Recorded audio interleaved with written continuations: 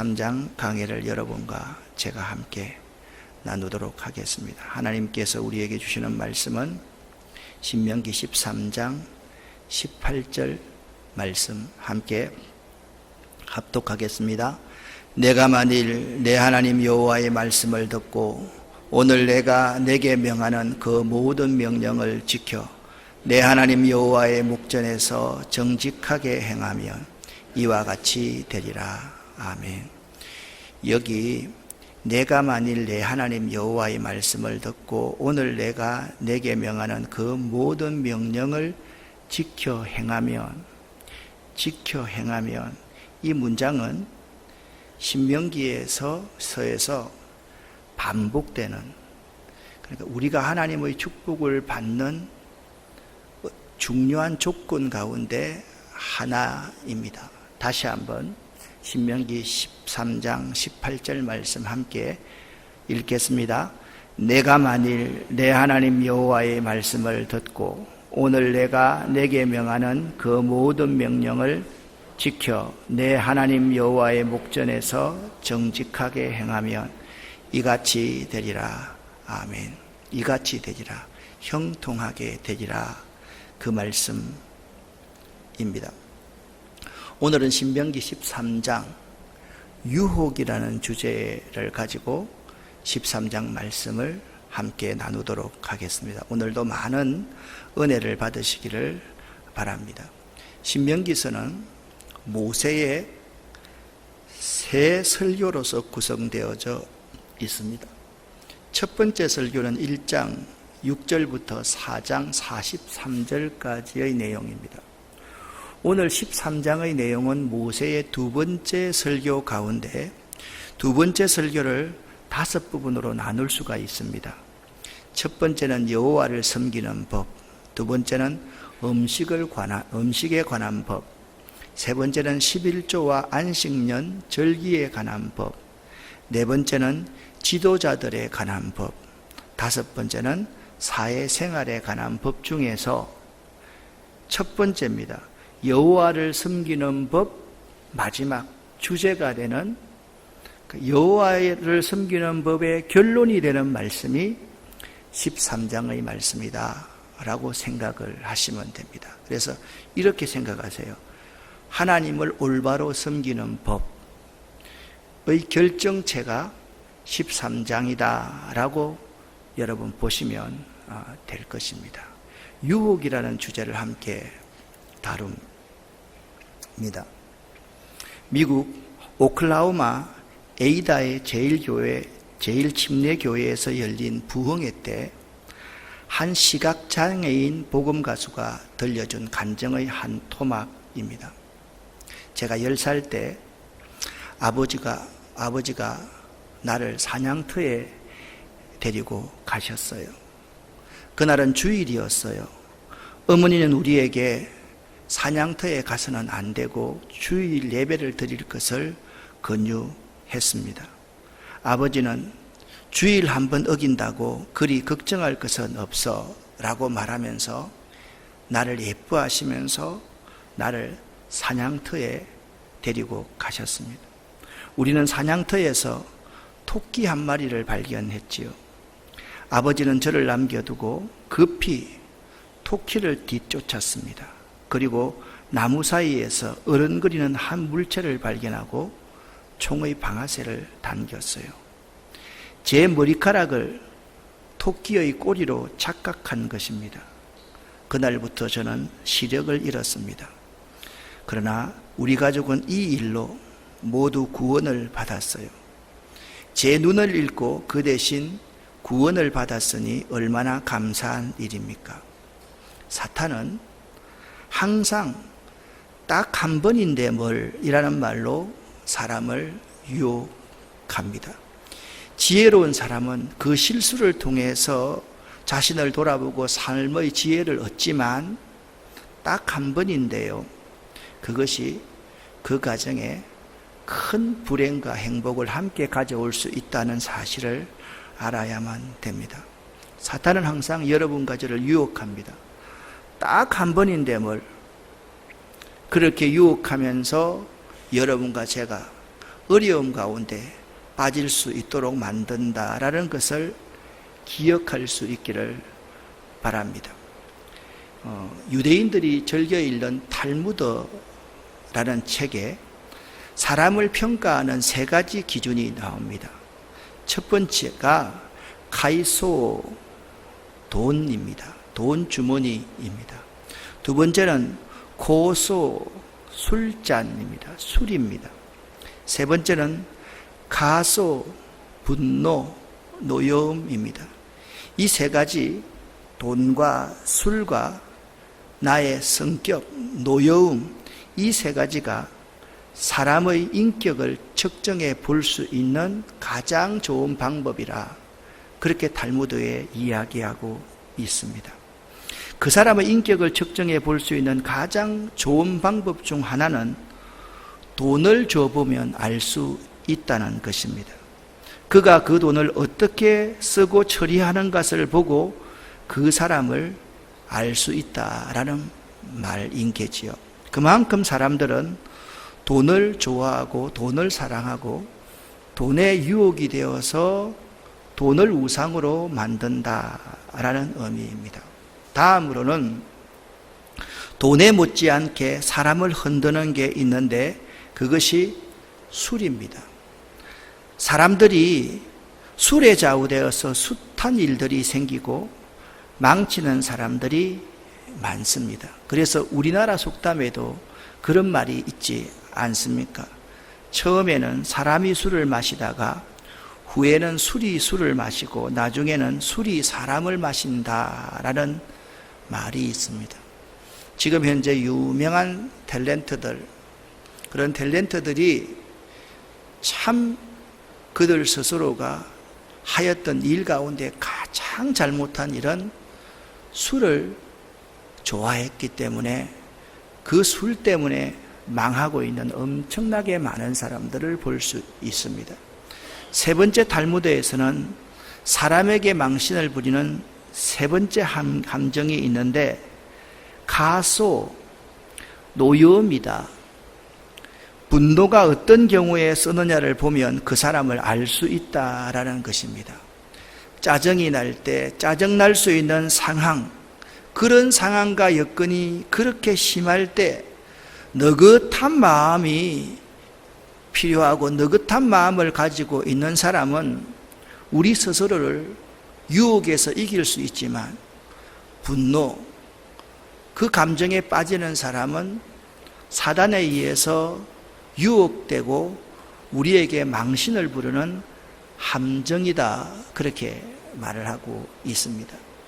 돈주머니입니다. 그리고 술입니다. 그리고 우리의 감정입니다.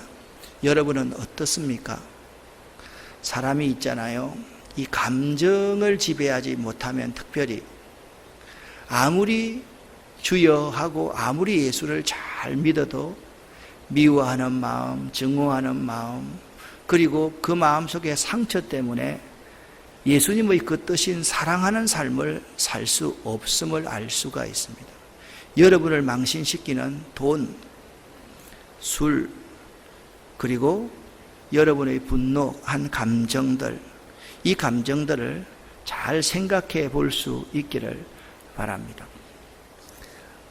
독사는 가장 무서운 뱀입니다. 많은 종류의 독사 가운데서 가장 무서운 독사는 부시마스터라는 그 독사로 알려져 있습니다.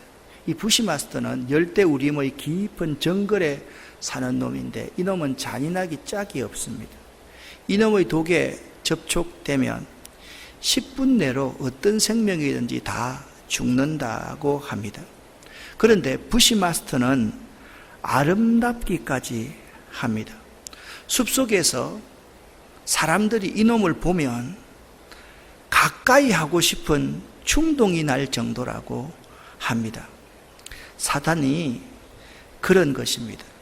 광명의 천사로 위장하고 접근하여서 신앙생활의 길목에 깊이 숨어 있다가 우리를 물고 넘어뜨립니다. 사단의 전략은 마치 부시 마스터처럼 아름답게 우리를 유혹하는 것입니다. 유혹이라는 것이 무엇입니까? 유혹이라는 것은 깨어서 정신을 혼미하게 하거나 좋지 아니한 길로 이끄는 것을 유혹이라 그렇게 말합니다. 유혹당한 사람은 교회에서 보시면 첫 번째, 목회자의 말을 듣지 않습니다. 신앙의 선배의 말을 듣지 않습니다. 불순종합니다. 자꾸 도망가고 회피하려고 합니다. 유혹당한 사람의 특징은요, 꼭 담임 목사나 우리 교육자들을 만나서 상담을 하면 그 유혹에서 벗어날 수 있는데, 유혹당한 사람의 특징은 담임 목사를 만나지 않고 자기네끼리 결정하고 자기네들끼리 행동해 버립니다. 그래서 좋지 아니하는 길로 이끄는 것이 유혹인 것입니다. 유혹의 배후에는 반드시 사단의 역사가 있다라는 사실을 알아야 됩니다. 자, 유혹이 뭐라고요? 깨어서 정신을 혼미하게 하거나 좋지 아니하는 길로 이끄는 것을 유혹이라고 말을 합니다. 자, 여러분, 신앙생활을 잘하는 비결 가운데 신명기서 13장 마지막 장에서 모세는 이스라엘 백성에게 유혹의 세 가지를 말을 하고 있습니다. 13장은 1절부터 18절까지로 구성되어 있는 딱 세 부분으로 구성되어져 있습니다. 1절부터 5절까지는요, 거짓 선지자의 유혹을 조심하라. 6절부터 11절까지는 거짓 선지자들이 가족이나 친구를 통해서 유혹하는 것을 조심하라. 세 번째는 거짓 선지자들이 다수의 군중에 의해서 유혹할 때 그 유혹을 조심하라. 그렇게 말씀하고 있습니다. 그런데 유혹이라는 것이 뭐라 그랬습니까? 깨어서 정신을 혼미하게 하거나 좋지 아니한 길로 이끄는 것이 유혹이라고 했습니다. 자, 우리를 유혹하는 것 세 가지가 여기에 있다. 거짓 선지자가 우리를 유혹한다. 두 번째, 가족이나 친지가 우리를 유혹한다. 세 번째는 다수의 군중 심리, 이념, 거짓 철학들, 가치들, 이러한 것들이 우리를 유혹한다. 그렇게 말씀하고 있는 것입니다. 자, 이제부터 거짓 선지자의 5가지의 모습을 미가서 3장 5절부터 8절까지에서 먼저 공부를 해보고, 거짓 선지자는 이러한 존재다 라는 것을 한번 알고서 오늘 말씀에 접할 수 있기를 바랍니다. 미가서 3장 5절부터 8절까지의 말씀을 조금 작게 나와 있지만 함께 읽어보겠습니다. 내 백성을 유혹하는 선지자는 이에 물면 평강을 외치나 그 입에 무엇을 채워주지 아니하는 자에게는 전쟁을 준비하는 자로다. 이런 선지자에 대하여 여호와께서 가라사대 그러므로 너희가 밤을 만나리니 이상을 보지 못할 것이요 흑암을 만나리니 점치지 못하리라 하셨나니 이 선지자 위에는 해가 져서 낮이 캄캄할 것이라. 선견자가 부끄러워하며 술객이 수치를 당하여 다 입술을 가리울 것은 하나님이 응답지 아니하심이오니와 오직 나는 여호와의 신으로 말미암아 권능과 공의와 재능으로 체험을 입고 야곱의 허물과 이스라엘의 죄를 그들에게 보이리라. 아멘. 여기서 분명히 말씀하고 있는 것은 거짓 선지자에게도 그만한 매력이 있다라는 말씀입니다. 거짓 선지자는요, 능히 민중을 유혹할 만한 능력으로 많은 사람을 미혹합니다. 만일 우리가 거짓 선지자가 나타내는 능력만을 원한다고 한다면 우리는 사단의 올무, 덫에 빠지고 말 것입니다. 능력도 중요하지만 하나님과 함께 하는가? 그가 하나님과 함께 하는가? 그가 참 선지자인가 거짓 선지자인가를 분별하는 것이 매우 중요하다라고 성경은 말씀하고 있습니다. 여기 미가서 3장 5절부터 8절 말씀에 의하면 거짓 선지자는 5가지의 특징이 있다. 여러분 잘 기억을 하십시오. 첫 번째 5절 말씀입니다. 그들 입에 뭔가를 채워줘 물어주면, 그러니까 돈봉투 주면 평강을 외치지만 돈봉투 안 주면 전쟁을 준비하는 자가 거짓 선지자다, 그렇게 말씀을 하고 있습니다. 거짓 선지자는 반드시 대가를 원합니다. 돈 가지고 기도받으러 와라. 은혜 받으려고 하면 하나님 앞에 예물도 준비해야만 한다. 그래서 그 대가를 요구하는 자가 거짓 선지자다, 그렇게 말씀을 하고 있습니다. 두 번째 6절 말씀입니다. 6절에 이렇게 말씀하고 있습니다. 그들은 묵시를 깨닫지 못한다 라고 말씀하고 있습니다.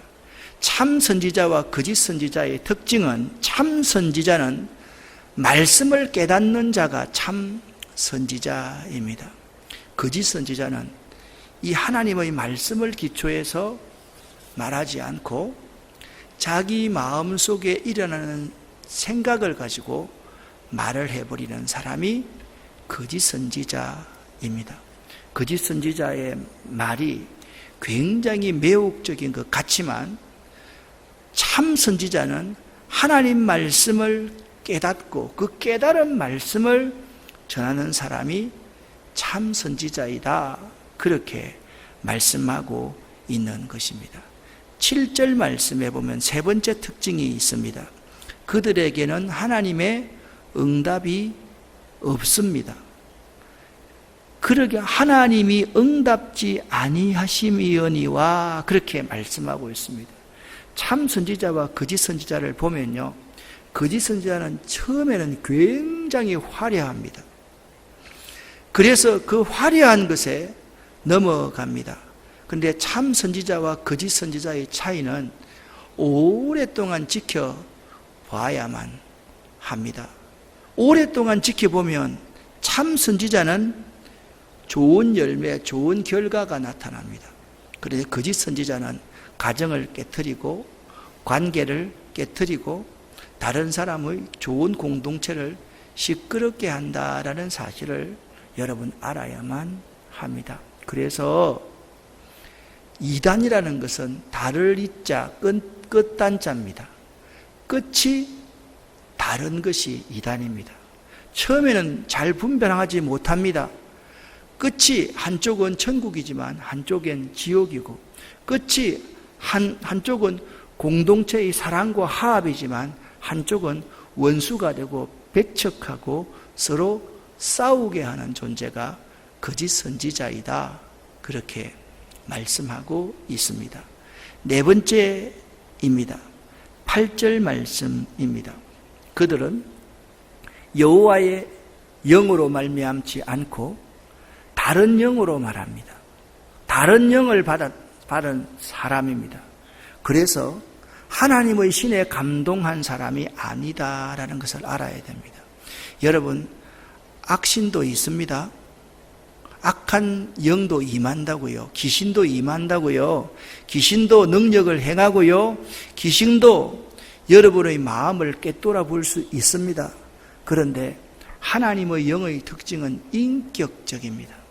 상대를 무시하지 않고, 상대를 급박하지 않고, 상대를 존중합니다. 아무리 옳은 말을 할지라도 상대의 인격을 무시하고 비인격적으로 대하는 사람들은 거짓 선지자입니다. 하나님의 성령의 특징은 선합니다.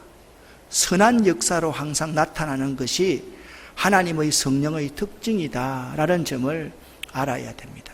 마지막 한 가지입니다.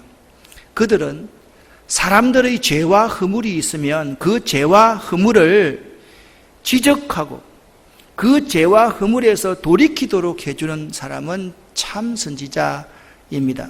그런데 거짓 선지자들은 그러한 사람들과 타협합니다. 주로 달콤한 말만 합니다.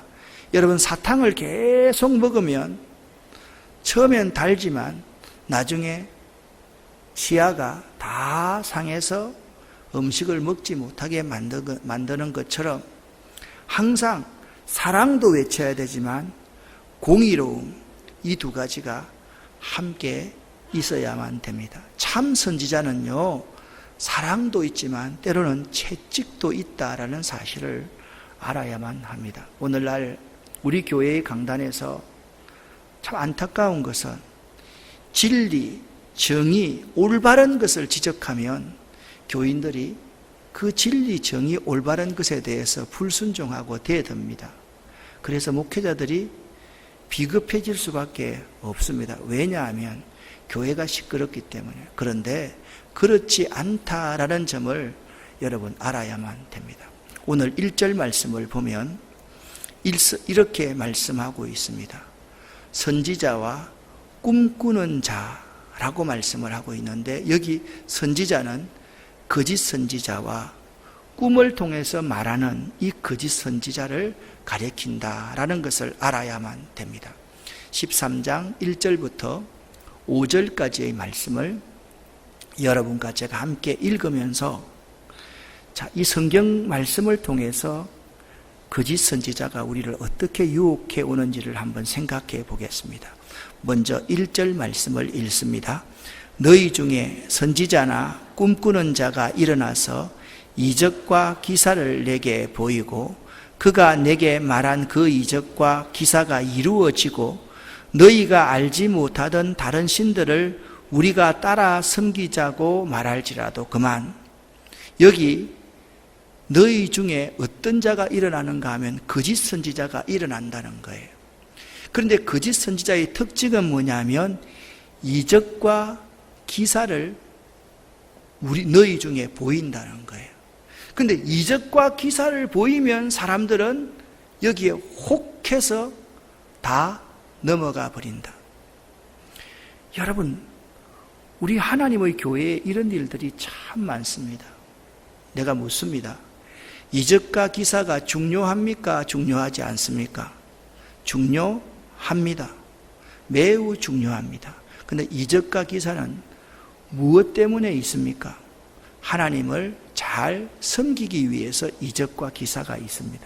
그런데 이적과 기사를 보고 나서 하나님을 잘 섬기지 않는 길로 여러분을 이끈다고 하면 그 이적과 기사는 선한 것입니까? 선한 것이 아닙니까?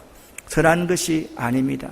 이적과 기사를 체험하고 나서 그 교회 공동체를 평화롭게 만들고 아름답게 만드는 것이 좋은 것이지만, 이적과 기사를 체험하고 나서 그 공동체를 깨뜨리고 다른 사람들을 정죄하고 주의 종의 말씀에 순종치 않게 된다라고 한다면 그 이적과 기사를 보이는 것이 악한 거짓 선지자의 유혹의 도구라는 사실을 여러분이 알아야만 됩니다.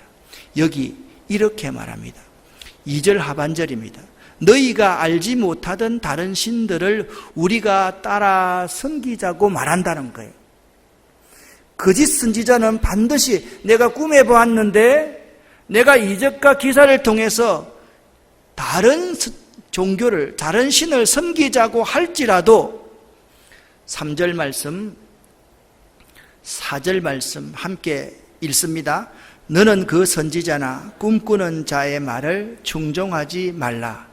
이는 너희의 하나님 여호와께서 너희가 마음을 다하고 뜻을 다하여 너희 하나님 여호와를 사랑하는 여부를 알려하사 너희를 시험하심이니라. 너희는 너희의 하나님 여호와를 따르며 그를 경외하며 그의 명령을 지키며 그의 목소리를 청종하지 아니하며 그를 섬기며 그를 의지하며 그런 선지자나 꿈꾸는 자는 죽이라. 이는 그가 너희에게 너희를 애굽 땅에서 인도하여 내시며 종되었던 집에서 속량하여 하신 너희의 하나님 여호와를 배반하게 하려 하며 너희의 하나님 여호와께서 내게 행하라고 명령하신 도에서 너를 깨어내려고 말하였음이라. 너는 이같이 하여 너희 중에서 악을 제할지니라. 아멘. 자, 그들이 이적과 기사를 보여주면서 너희를 유혹한다 할지라도 너는 거짓 선지자의 말을 청종하지 말라, 그렇게 말씀하고 있습니다. 청종하지 말라, 그렇게 말씀하고 있습니다. 여러분, 참 어려운 것은 그렇습니다. 거짓 선지자에 미혹되는 사람은 첫 번째, 목사의 말을, 담임 목사의 말을 듣지 않습니다. 담임 목사를 피합니다. 담임 목사에게 알리지 말라고 합니다. 여러분, 지금부터 담임 목사 알리지 말고 어느 집회에 가야 될까요? 안 가야 될까요? 다시, 가야 될까요? 안 가야 될까요? 절대 안 가야 됩니다. 여러분 중에 혹시나 교만한 사람들, 그런 사람이 있습니다.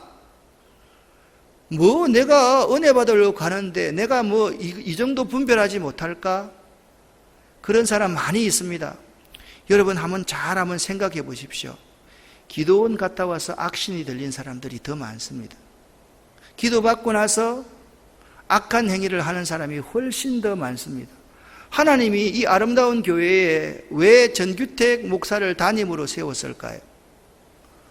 하나님이 여러분들의 신령을 권장하도록 저를 세워놓은 것입니다.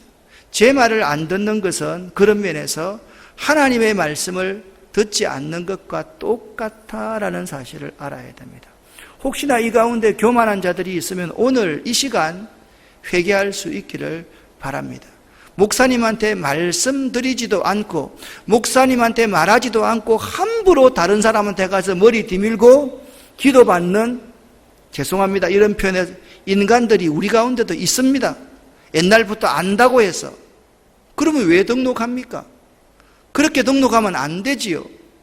정말 중요한 것은 선한 것을 가르치고 하시는 그러한 말씀에 청종할 수 있어야만 됩니다. 왜 우리에게 거짓 선지자를 허락하시는가? 하나님이 우리가 하나님을 올바로 섬기는지 시험케 하시려고 거짓 선지자를 우리 가운데 일으켰다는 사실을 여러분 명심할 수 있어야 됩니다. 우리를 시험하시려고. 자, 시험에 통과해서 승리해야 됩니까? 시험에 낙방해서 실패해야 됩니까? 대답할 필요도 없습니다. 아브라함에게 하나님이 테스트하셨습니다. 독자 이삭을 나에게 드리라. 똑같은 독자 이삭을 나에게 드리라라고 그렇게 하나님이 명령하시지만 어떤 사람은 왜 그걸 드리라고 해? 시험에 빠져서 평생 교회 안 다니는 사람들이 99명입니다.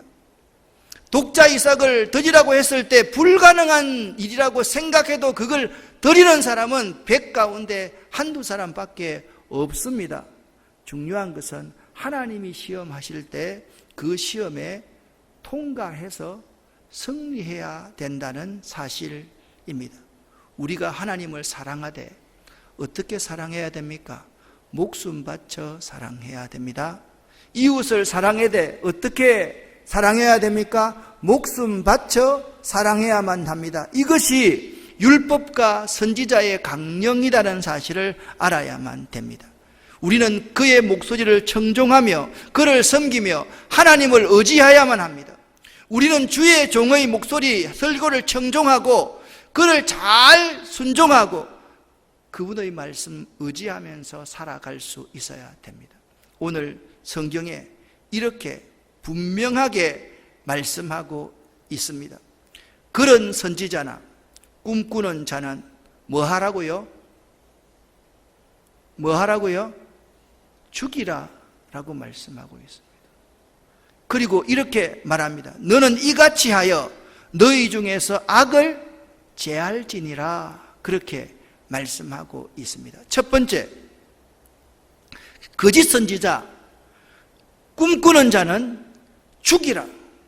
너희는 이같이 하여서 너희 중에 악을 제할지니라, 그렇게 말씀하고 있습니다. 교회는요, 이것은 분명합니다. 이단 사조에 빠져 있는 사람이 있으면 그 이단 사조에 빠져 있는 사람은 과감하게 수술하고 도려내야 되지, 그런 사람 껴안고 있다가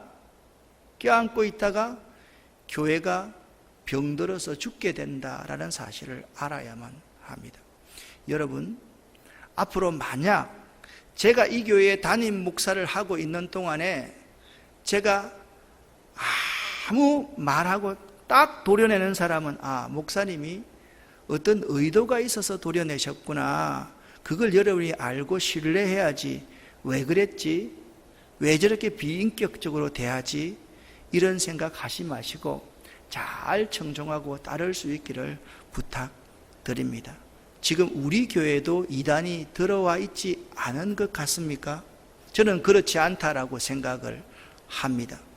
적어도 많은 부분에 들어와 있다라는 사실을 우리는 알아야만 합니다. 적어도 그들은 3년, 5년, 7년 동안 또아리를 털고 이 공동체 속에 들어와서 서서히 부정적인 전염병을 퍼뜨리는 사람들이라는 사실을 알아야 됩니다. 그래서 우리에게 가장 중요한 것은 이 하나님의 말씀의 가치입니다. 왜 힘든데 새벽마다 설교 준비 열심히 해가지고 PPT로 설교하시는지 아십니까? 왜 수요일 날 힘든데 이렇게 준비해서 설교하는지 아십니까? 왜 주일날 그렇게 힘들게 설교 준비하는지 아십니까? 왜 우리 부목사님들, 전도사님들한테 약 2년 동안은 설교 원고 내고 그 원고에 입각해서 설교하라는지 아십니까? 하나님의 말씀이 참으로 소중하기 때문에 그렇습니다. 좋은 교회는 하나님의 말씀만을 선포하는 교회임을 알아야만 됩니다. 두 번째, 거짓 선지자는 이렇게 유혹해 옵니다. 어떻게 유혹해 오느냐? 6절부터 11절까지 말씀을 같이 읽을 때 파란색 부분을 주의해서 읽으시기를 바랍니다. 읽습니다. 내 어머니의 아들 곧 내 형제나 내 자녀나 내 품의 아내나 너와 생명을 함께하는 친구가 가만히 너를 깨어 이르기를 너와 내 조상들이 알지 못하던 다른 신들 곧 내 사방을 둘러싸고 있는 민족 혹은 내게서 가깝든지 내게서 멀든지 땅 이 끝에서 저 끝까지 있는 민족의 신들을 우리가 가서 섬기자 할지라도 너는 그를 따르지 말며 듣지 말며 긍휼히 여기지 말며 애석히 여기지 말며 덮어 숨기지 말고 너는 용서 없이 그를 죽이되 죽일 때에 네가 먼저 그에게 손을 대어 죽이고 후에 뭇백성이 손을 대라. 그는 애굽 땅 종되었던 집에서 너를 인도하여 내신 내 하나님 여호와에게서 너를 깨어 떠나게 하려 한 자이니 너는 돌로 쳐 죽이라. 그리하면 온 이스라엘이 듣고 두려워하여 이 같은 악을 다시는 너희 중에 행하지 못하리라. 아멘. 자, 6절 말씀을 보십시오. 사람들로 하여금 거짓 종교에 빠지게 하는 가장 큰 유혹은 어디로부터 옵니까? 6절 말씀에 내 어머니의 아들들, 삼촌, 외삼촌, 또 외사촌, 내 형제나 네 자녀나 내 품의 어머니나 너와 생명을 함께하는 친구가 거짓 종교로서 우리를 유혹하여 온다라는 거예요. 여러분, 저의 목회 경험입니다. 다른 사람들의 끈질긴 설득에도 넘어가지 않는 사람이 있습니다. 심지어는 아주 신비한 이적과 기사를 보고도 마음이 움직이지 않는 사람이 있습니다. 그런 사람이라 할지라도 자기 가족이나 절친한 친구가 권유하는 권유에는 못 이기는 경우가 크다 합니다. 그래서 이게 무서운 겁니다. 꼭 이단들은 있잖아요. 혈연, 지연, 학연, 이걸 동원하여서 우리에게 다가온다라는 사실을 잊지 마시기를 바랍니다. 우리나라 사람들은 만나면 제일 먼저 묻는 게 뭡니까?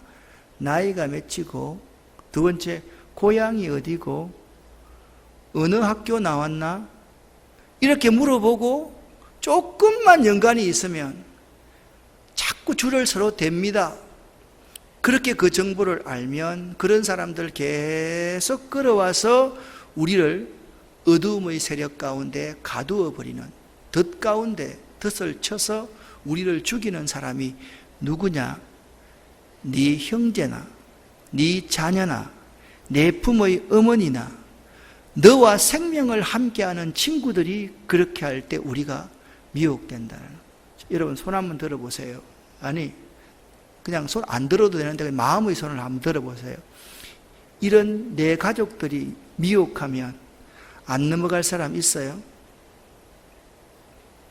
이게 쉽지 않는 겁니다. 사단은 그래서 그 가족들을 동원해서 우리를 유혹해 온다라는 거예요. 그래서 악에 빠져서 우리를 죽게 만드는 거예요.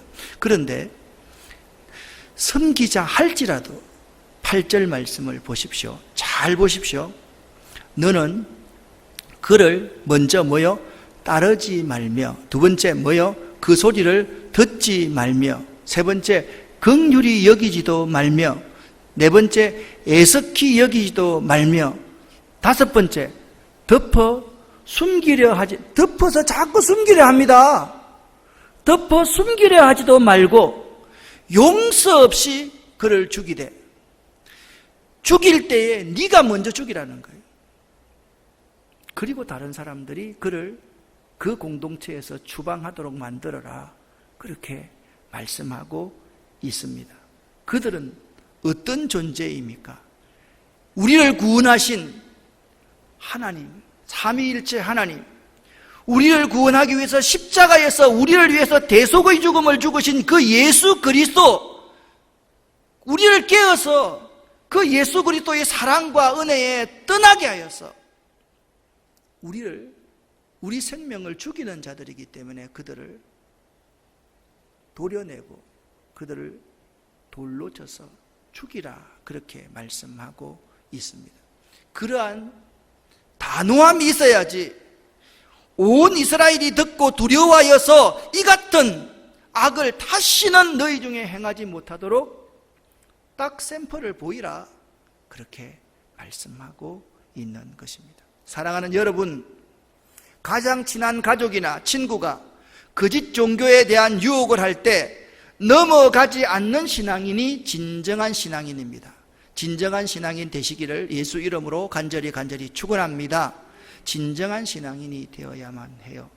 진정한 신앙인, 좀 이따가 제가 마지막 결론적인 부분에 말씀드립니다. 마지막 13장 12절부터 18절까지 말씀입니다. 12절과 13절 말씀을 같이 한번 읽어보겠습니다.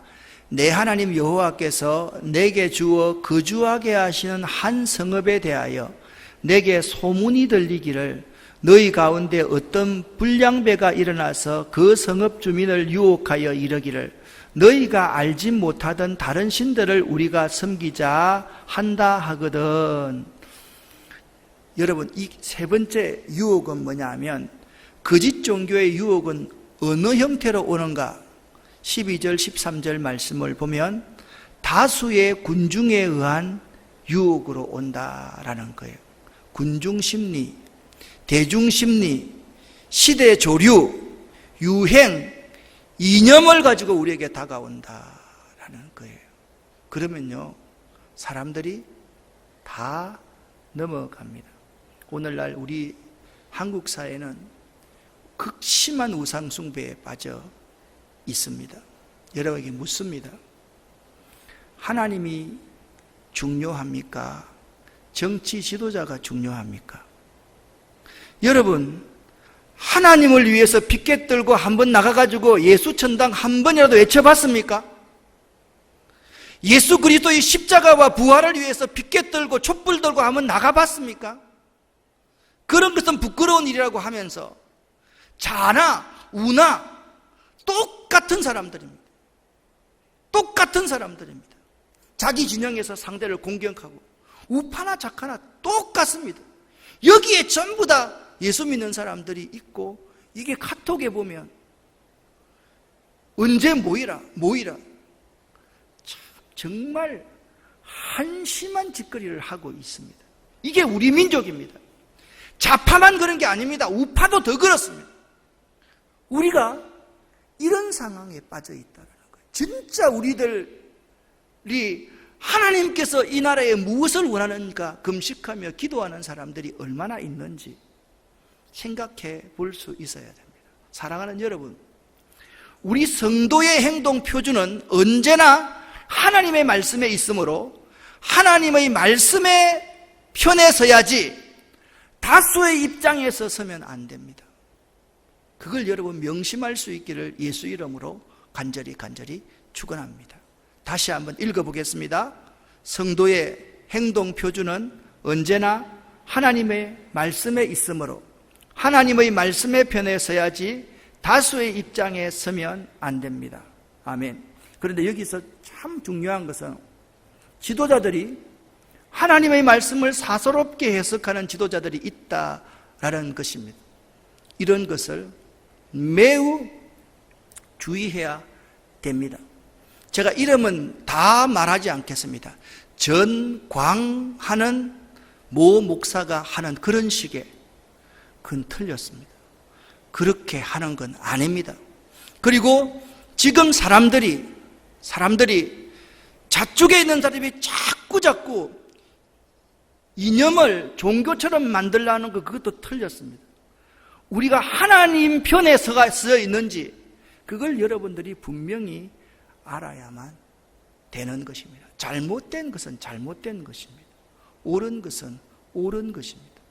내 편에서 좋은 거고 남 편에서 나쁜 것 절대로 아닙니다. 하나님의 성경 말씀에 비추어 보아서 잘못된 것, 상식에 어긋나는 것은 잘못된 것입니다. 그것만 여러분과 제가 잘 판단하면 됩니다. 자, 그런데 이제 결론적인 부분으로 생각을 한번 해보십시오. 사단은요, 우리를 세 가지의 유형으로 우리를 유혹해 옵니다. 마태복음 4장에 예수님을 시험하는 사단의 모습을 보면 알 수 있습니다. 첫 번째는 직접적인 공격을 해옵니다. 두 번째는 있잖아요, 사회나 공동체를 통해서 우리의 관습을 통해서 우리를 공격해 옵니다. 세 번째는 우리를 미혹하고 우리를 유혹하는 방법이 사단의 방법입니다. 첫 번째는 뭐라고요? 직접적으로 공격해 오는 방법입니다. 돌을 가지고 뭘 만들어 먹어라? 떡을 만들어 먹어라.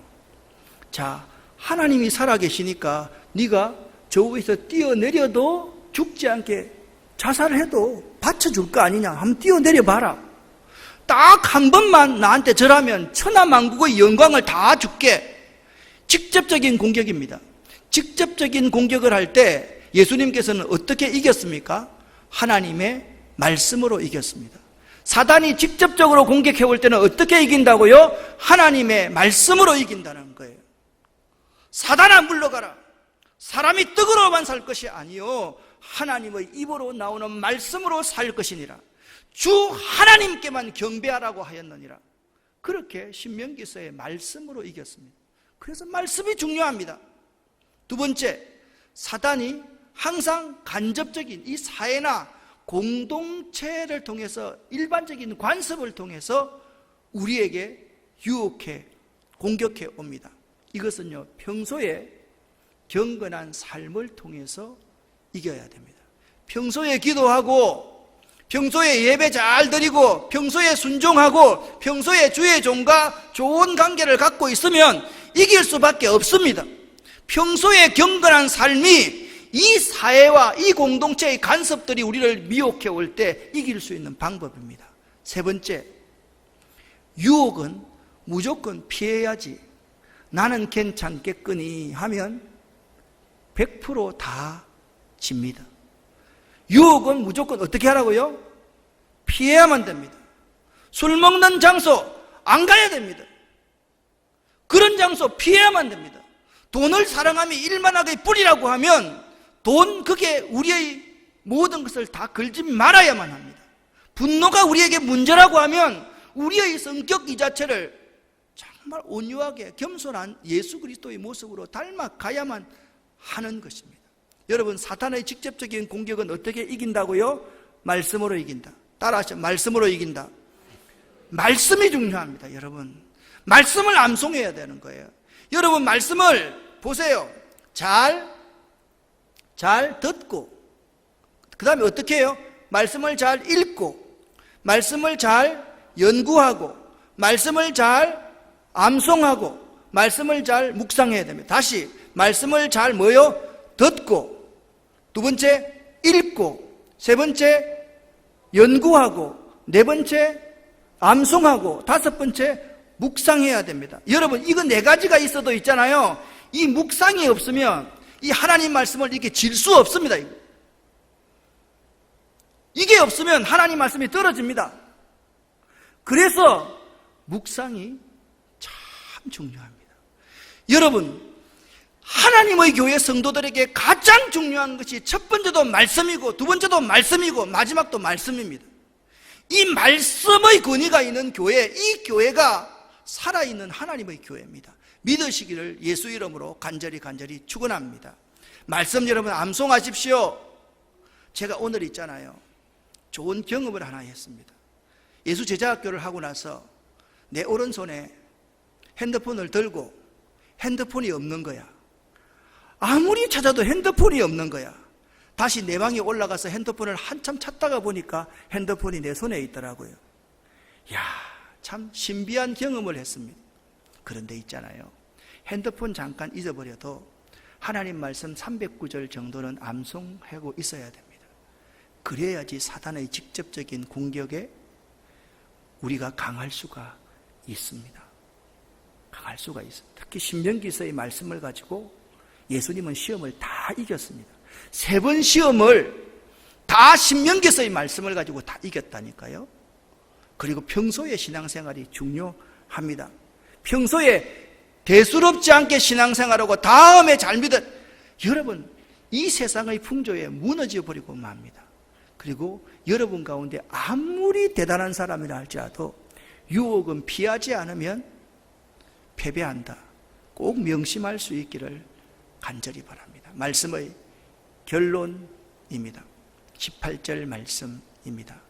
여호와의 목전에 정직히 행하시는 여러분 되시기를 예수 이름으로 간절히 축원합니다. 하나님 보시기에 정직히 행하는 것이 형통의 비결, 축복의 비결입니다.